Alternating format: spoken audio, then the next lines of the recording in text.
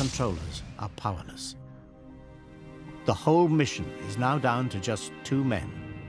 All they can do is listen to Armstrong and Aldrin counting down the distance to the moon and hope that the fuel doesn't run out.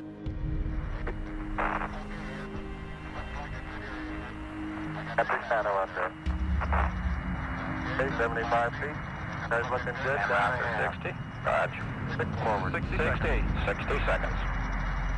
60 seconds. Eagle has only 60 seconds of fuel remaining. Lights on. But Armstrong has found a landing site. Only 100 feet separate Eagle from the moon. 40 feet down, 2.5. Picking up the sub. They have seconds of fuel left. 2.5 down, 2.5. Picking up the sub. 30 feet, 2.5 down. Big shadow. And forward. 4 forward. 20 feet to go. Armstrong wrestles with the controls. He has to bring it down level, otherwise touchdown could shatter Eagle's legs. Drift into the right level. 30 seconds. 30 seconds. 30 seconds. Forward.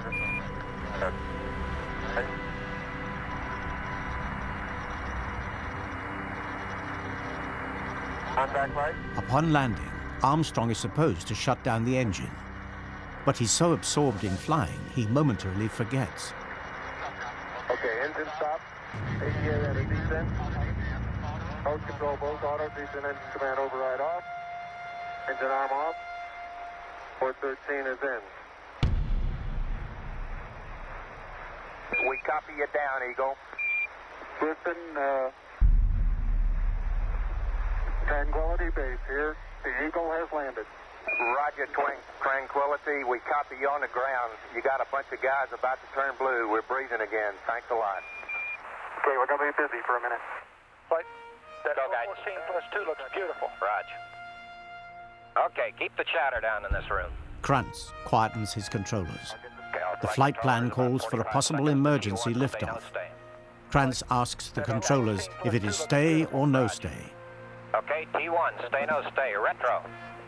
Stay. Vital. Stay. Guidance. Stay. Control. Stay. Telcom. Stay. GNC. Stay. Ecom. Stay. Surgeon. Stay. Capcom, we're stay for T1. Roger, Eagle, and you're stay for T1. Over. Eagle, you're stay for T1. With a unanimous stay, Armstrong and Aldrin power down most of Eagle's systems. The flight plan has a 4-hour rest period scheduled, but there is no reason to wait. Armstrong suggests that the most dramatic part of the mission starts ahead of schedule. With Eagle safely on the moon, Gene Krantz and his white team hand over to a new shift. They attend a short press conference, but are keen to get back to witness the high point of the mission.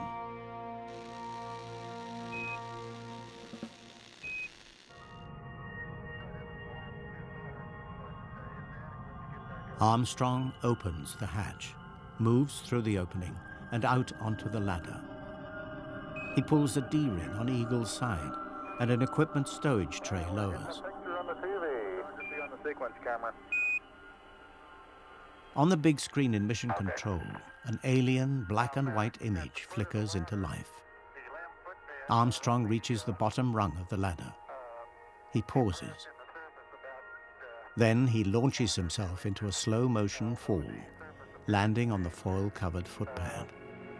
Very, very fine-grained as you get close to it. It's almost like a powder. Carefully, he raises his left foot and lowers it onto the dust. That's one small step for man,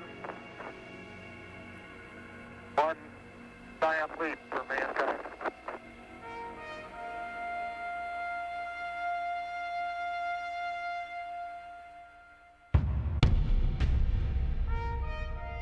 With no wind on the lunar surface, Armstrong's footprint will remain undisturbed for millions of years. Roger, the EVA is progressing beautifully. They're setting up the flag now. Later, Armstrong and Aldrin will unfurl an American flag, stiffened with wire, so that it will give the impression of flying in this airless world. Posing for Armstrong's camera, Aldrin reads the plaque that will remain on the lunar surface. Bill is now unveiling the plaque that says, "Dear men from the planet Earth, first set foot upon the moon, July 1969, E.T. He came in peace for all mankind.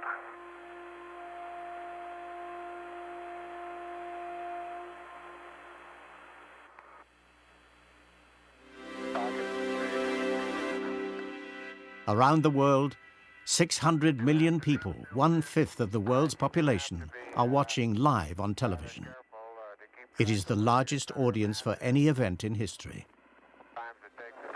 One small step for man, one giant leap for mankind.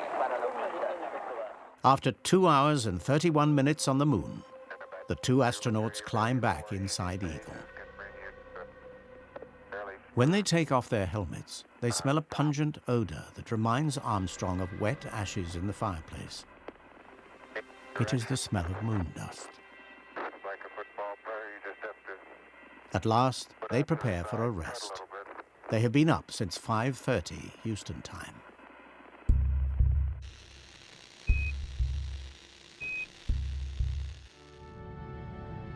In a few hours from now, the two astronauts will blast off from the moon and rendezvous with Michael Collins in the command module.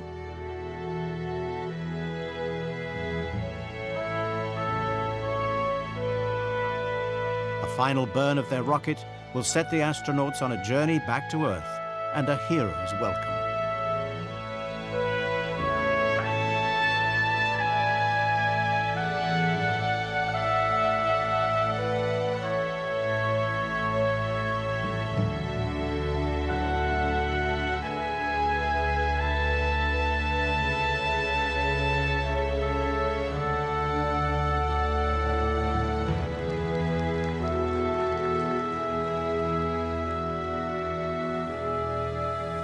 Neil Armstrong will enter the history books as the first man on the moon, Buzz Aldrin as the second, and Mike Collins as the astronaut who went with them. Gene Kranz will go on to flight direct 4 further Apollo missions. Steve Bales will be awarded the Presidential Medal of Honor for his part in the lunar landing. Go. A total of 12 men will ultimately walk on the moon, the last on December the 11th, 1972. The first today, on July the 20th, 1969.